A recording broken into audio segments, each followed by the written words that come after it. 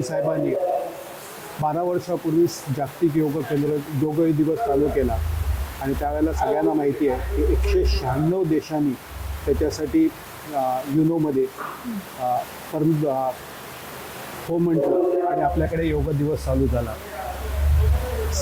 Prime मिनिस्टरांच्या म्हणण्याप्रमाणे आपण दरवर्षी 21 जूनला गेले 12 वर्ष अव्याहतपणे हा योग दिवस साजरा करत असतो. स्वातंत्र्यवीर सावरकर राष्ट्रीय स्मारकामध्ये आपला जो योग दिवस चालतो हा फक्त एकच दिवस न चालता 365 दिवस आपल्याकडे योगाचं केंद्र चालू असतं. त्याच्यामध्ये आपल्या 2 बॅचेस असतात. पहिली बॅच 5:30 ते 7 असते, दुसरी बॅच 7:15 ते 8:45 असते. योगाबरोबर आपण आपल्याला इकडे राष्ट्रीय कार्य सावरकरांनी काय केलं की आपले राष्ट्रीय कार्य काय आहे, आपले काय काय जबाबदारी आहेत ह्या पण लोकांना आपण त्याच्यामध्ये शिकवत असतो. आणि मग इकडे लक्षात आलं की जेवढे लोक येतात त्यांच्या शरीरामध्ये खूप फरक पडलेला आहे. उदाहरणात द्यायचं तर खूप जण जे औषधं घेतात त्या औषधामध्ये त्यांचं क्रिएटिन म्हणून जो प्रकार असतो तो वाढतो. कपालभाती प्राणायाम म्हणून जे आहे त्याच्यामुळे त्या लोकांचं क्रिएटिन लेवल खाली आलं. काही जणांची वजनं एवढी कंट्रोलमध्ये आली की त्यांना आता गुडघेदुखी वगैरे ह्या सगळ्या दुखण्यातून त्यांचं अक्षरशः नाश झालेला आहे. ओंकार करून आम्ही इथे एक प्रयोग केला की ओंकाराने काय फरक पडतो. तर ओंकारामध्ये लक्षात आलं की लोकांचं ब्लड प्रेशर खाली येतं. तर आपल्या इकडे आपण मुद्दाम 15 ते 20 मिनिटाचं ओंकाराचं एक सेशन घेतलं. जवळ 15 दिवस चालवलं. खूपच्या लोकांची औषधं पण कमी झाली आणि काही लोकांची तर बंद झाली. त्यामुळे योगाचा हा पूर्ण शरीरावरती फरक पडतो. लहान मुलांना सुद्धा आम्ही पर्पजली योगा शिकवायचा प्रयत्न करतो की त्यांचं कॉन्सन्ट्रेशन वाढावं. माझ्या वयाच्या 73व्या वर्षी मी रोज 4.5 ते 5.5 तास कम्प्लीट कॉन्सन्ट्रेशन करून अभ्यास अजूनही करू शकतो. हां, त्यामुळे योगासारखं दुसरं काही नाही आहे. जास्तीत जास्त लोकांनी योगाच्या आमच्या सावरकर स्मारकामध्ये यावं, त्याचा फायदा घ्यावा आणि लोकांच्यासाठी याची जी शुल्क आहे हे अतिशय कमी ठेवलेलं आहे. महिन्याभरामध्ये आपण 200 रुपये घेतो. पहिल्या महिन्याचे 250 रुपये घेतो.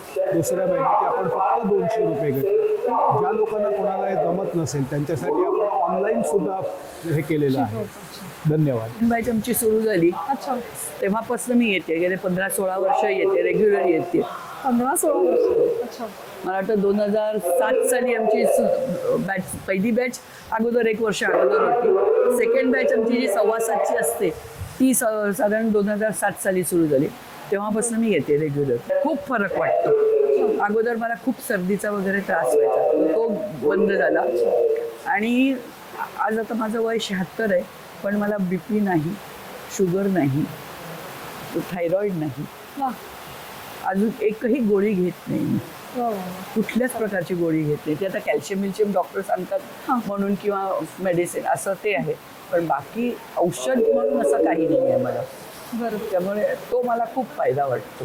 आणि इतरांनी पण योग क्रिया शिकली पाहिजे. पाहिजे, काय सल्ला द्याल सगळ्यांना? काय लोकांनी करायला पाहिजे. आमच्याकडे लोक येतात, शिकतात, 4 दिवस करतात आणि सोडून जातात.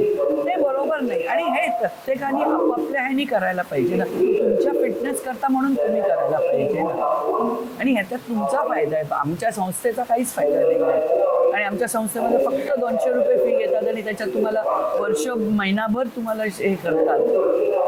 परत आमचे वेगळे वेगळे कार्यक्रम असतात. दिवाळीचे कार्यक्रम असतात. हो, दिवाळीचे आमचे कार्यक्रम इतर पण असं म्हणजे मंद गेट टुगेदर टाईप असतं आमचं. तर मी आता गेली नाही म्हटलं तरी 6 ते 7 वर्ष योगा करते.